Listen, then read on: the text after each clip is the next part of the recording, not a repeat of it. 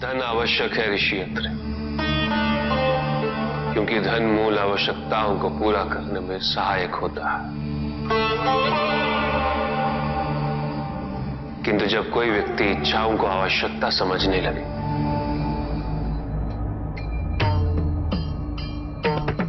तो धन कितना ही क्यों ना पर्याप्त नहीं होता, क्योंकि इच्छाएं अंतहीन है। इसलिए मनुष्य कभी ना समाप्त होने वाली इच्छाओं की पूर्ति हेतु धन संचय को ही अपने जीवन का लक्ष्य समझ लेता है।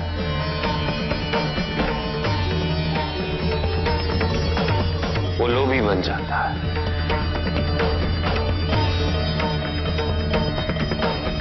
वो भूल जाता है कि उसके जीवन का मुख्य लक्ष्य ईश्वर के समीप आना है।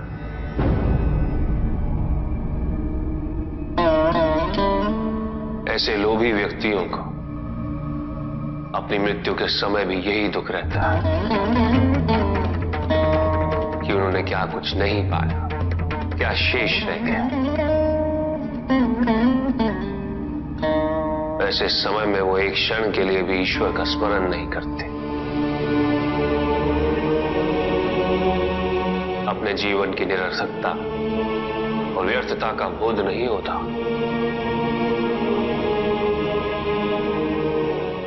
करना चाहिए। धन चाहे कितना भी हो ऋषि अत्रि, मूल आवश्यकताएं तो केवल उतनी ही। तन ढकने के लिए वस्त्र, पेट भरने के लिए आहार और शरण के लिए भवन। इन आवश्यकताओं के पूर्ण होने के पश्चात जो भी है वो इच्छा है। धनी व्यक्ति के पास जो भी अतिरिक्त धन होता है वो उसे दान करना चाहिए, उनके उद्धार के लिए जो अपनी मूल आवश्यकताओं को पूरा नहीं कर सकते।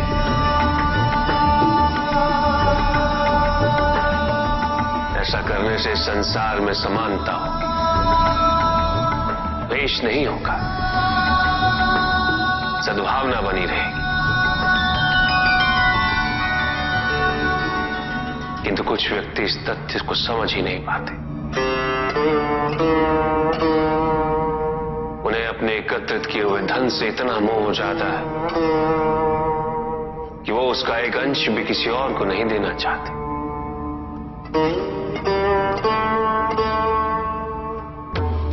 ऐसे व्यक्तियों की सूची में सर्वप्रथम स्थान कुबेर का है।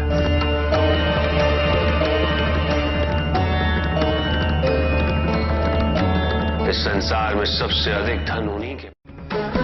शक्तिशाली बनना अत्यंत कठिन है, किंतु उससे भी कठिन होता है शक्तिशाली बने रहना।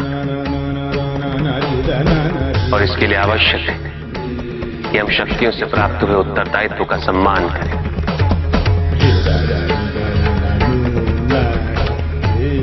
अन्यथा हम स्वयं पर निरंतर खो देते हैं और ये हमारे पतन का कारण बनता है।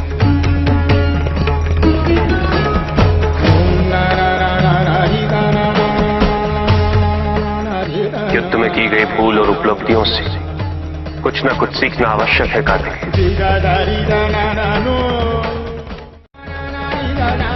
बुराई और अच्छाई के मध्य ये युद्ध निरंतर चलता रहेगा।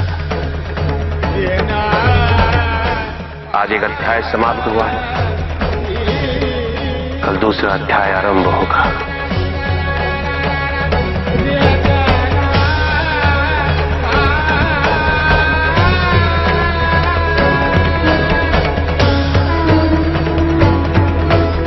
जब तक इस समस्त संसार में बुराई है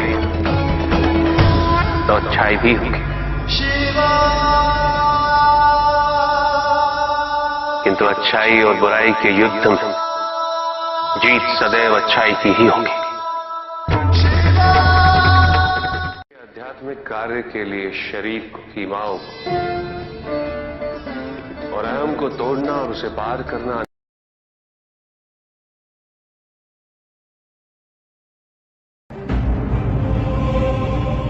तो मेरा अपराध क्या है प्रभु? तुम्हारा अपराध था एक त्रिदेव को दूसरे से बड़ा समझना, उनमें भेद करना, उनमें तुलना करना।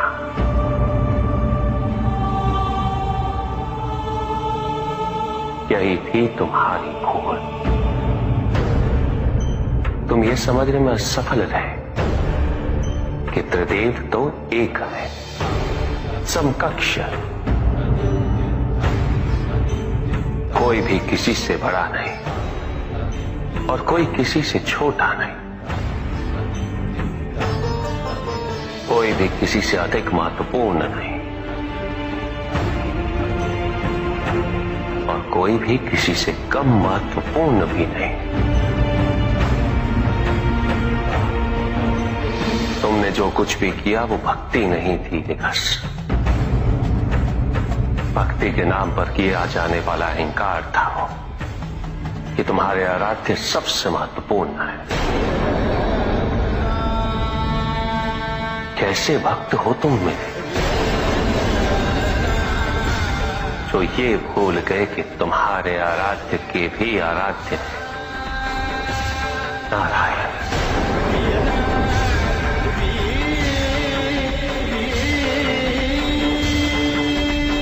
भक्त यदि सच्चा तो उसके पास अपने आराध्य को पाने के अतिरिक्त ये सोचने का समय ही कहां होता है कि उसके आराध्य से महत्वपूर्ण भी कोई है या नहीं। वो तो प्रतिपल अपना ध्यान केवल अपने आराध्य पर ही स्थिर रखता है और जब ऐसा होता है निकस तो ना तुलना होती है, ना प्रतिस्पर्धा होती है और ना ही किसी प्रकार की कोई ईर्ष्या होती है। बात तो केवल आनंद की अनुभूति ही विद्यमान होती है।